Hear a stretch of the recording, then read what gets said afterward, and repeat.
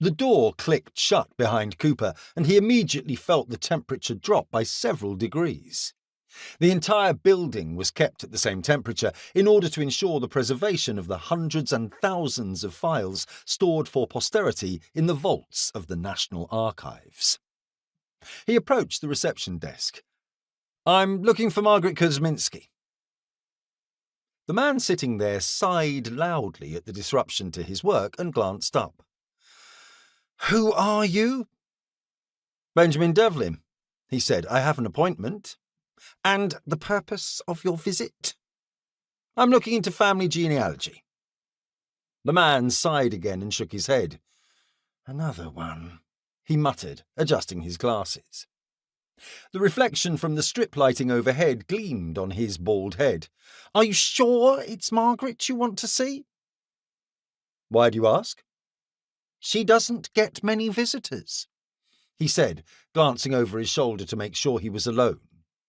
"She works here in an advisory capacity while we transfer all the old records to our shiny new digital system.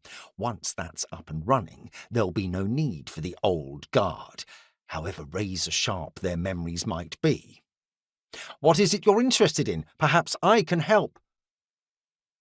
"I'd rather speak to Margaret," said Cooper. "Why?" asked the man pointedly. "Is that any of your business, Nigel?"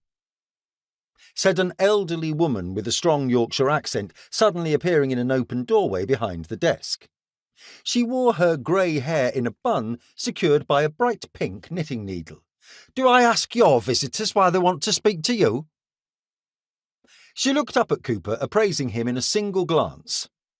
"Come with me," she said.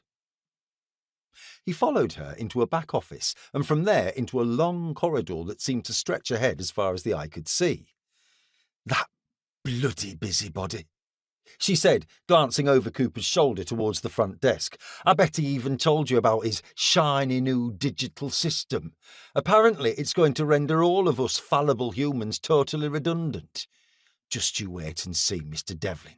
When his new system falls over one day, it'll be people like me he comes running to for help." "How long have you worked here, Mrs. Kosminski?"